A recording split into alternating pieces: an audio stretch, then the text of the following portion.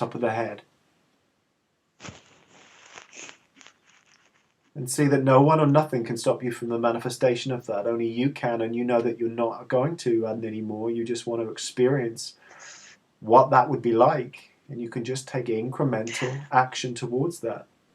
You are the creator of your own destiny, and you realize that so much now, more and more and more.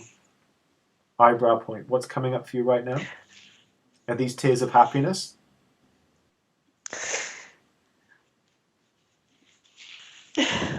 Stay with it.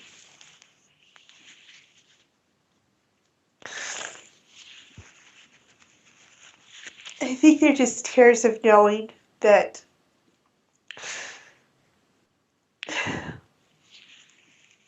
Side of the eye.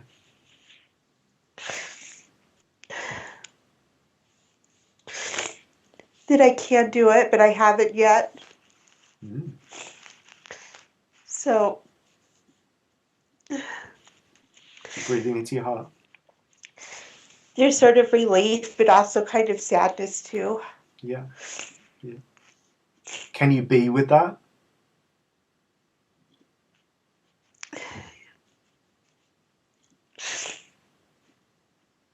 Under the eye. Can you just allow it to unfold as exactly as it's meant to?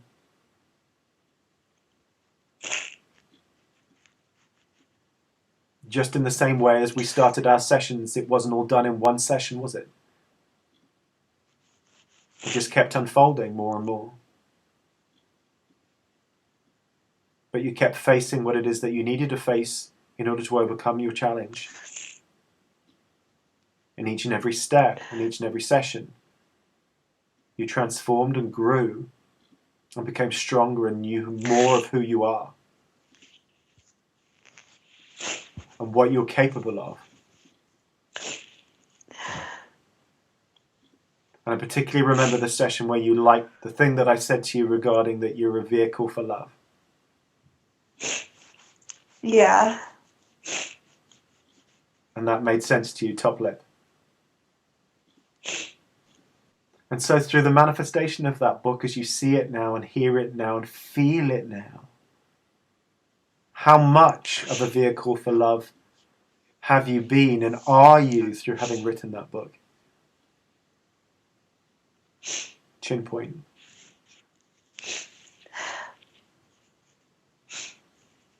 Closing your eyes, going into your heart. Deep breath.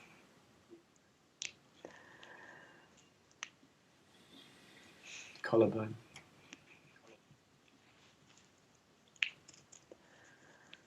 How good does that feel?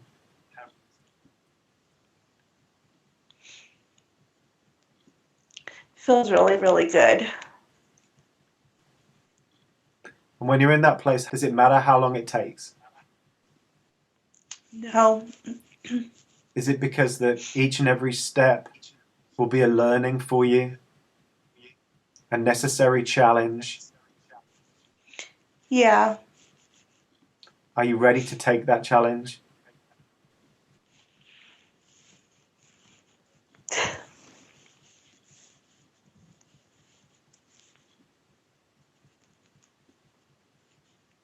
Under the arm.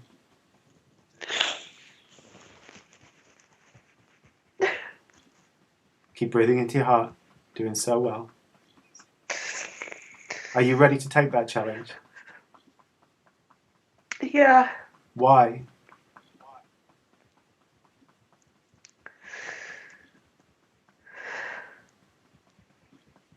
Top of the head.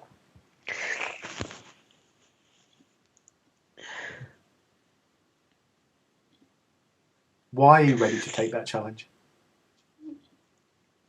Or indeed, why do you want to continue with the challenge? Because it's not about just starting up this challenge.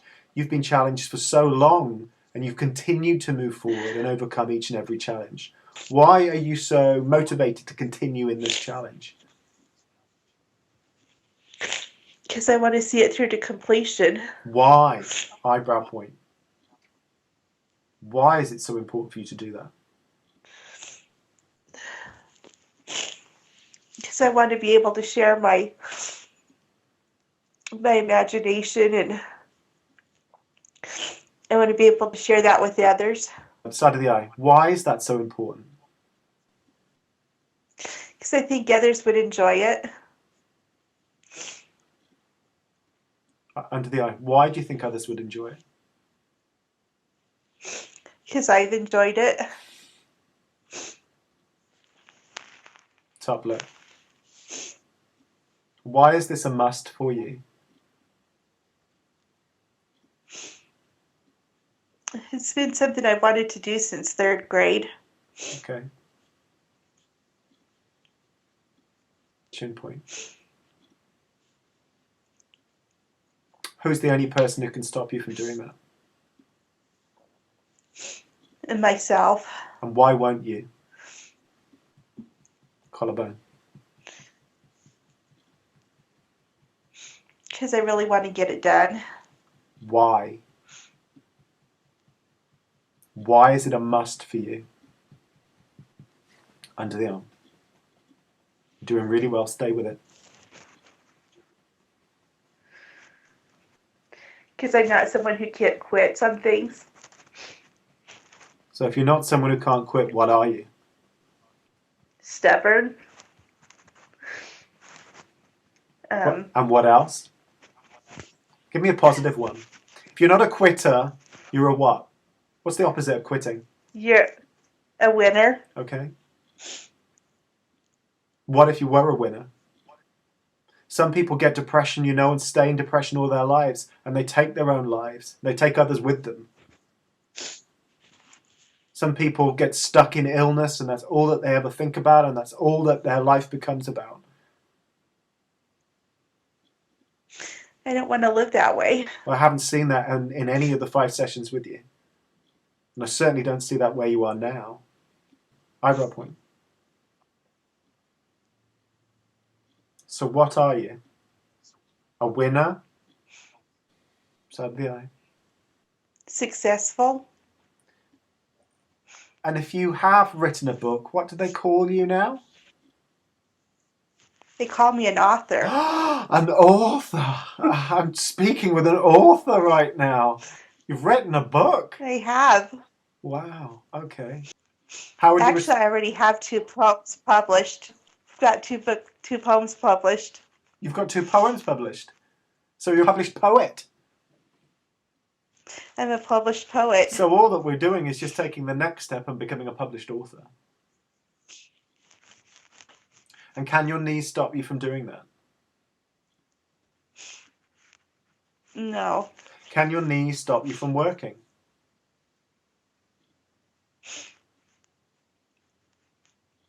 They have in the past, but no. Why won't they stop you from working now?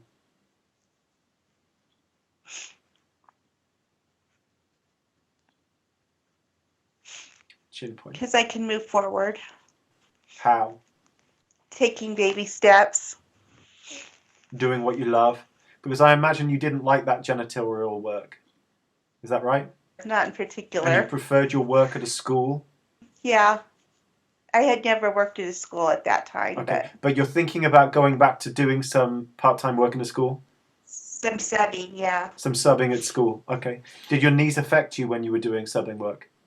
No. Why? It wasn't hard work.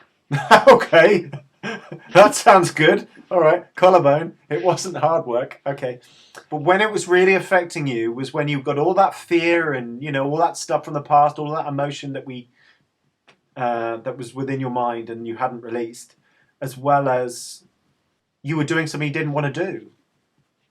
You know, you were doing cleaning work and janitorial work and you knew you didn't want to do that. Some people's hearts are in doing that kind of work. They feel that that's, you know, they take pride in their work and they're happy doing. And people who are happy, their body works for them and they do that. And they feel purposeful when they're doing it. If you weren't feeling purposeful doing that, then it's not your purpose. It's not your life's purpose. When you do something that you love, it becomes much more about your purpose. This is what this is designed for, this heart. You were the one who found my quote in the Enneagram book, which I was going, oh, who wrote this? Was it Rumi? And it was Emmanuel. And Emmanuel said, Your mind cannot possibly understand God, but your heart already knows. Yeah. The mind was designed to carry out the orders of the heart. Yeah, the heart's the heart, yeah. And so this gives us, this has intelligence, and this says to us, I would like to do this, and I want to do this. Because this is who I am, it's what I'm meant to do. Oh, I love it. I love it. It feels part of me because my heart's in it. What happens is that people experience and feel that stuff, and then it comes up to the head, and with all their beliefs, with all their traumas and conditioning and all their stuff, they'll go yes or no. And when you work on this stuff, so your heart and your mind are working together, so you're living in a heart-based sort of reality. You're doing things that you love, and it feels, ooh, I've got the juice. It feels like really great. And the mind is going, yes, I will carry, yes, heart, thank you very much for letting me know. I will carry out your orders. And then the mind, which, the heart can't do this, the mind needs to sort of work out, how to create that. So your heart goes, I'd love to write a book. And your mind's been going, yeah, in your dreams. And what's happened now is that this has turned around and gone, okay, we need to find out how we're going to do that, heart, and we're going to work together. So when you have your heart and your mind, you'll have that union. And nothing can stop you. Sadness is within the heart because it's people want to be able to move forward and they feel that they can't. The reason they don't move forward is because of unconscious limitation. It's within the mind. And so we use EFT and other things, and I use a lot of NLP when I'm working with you, in order to be able to move past that limitation.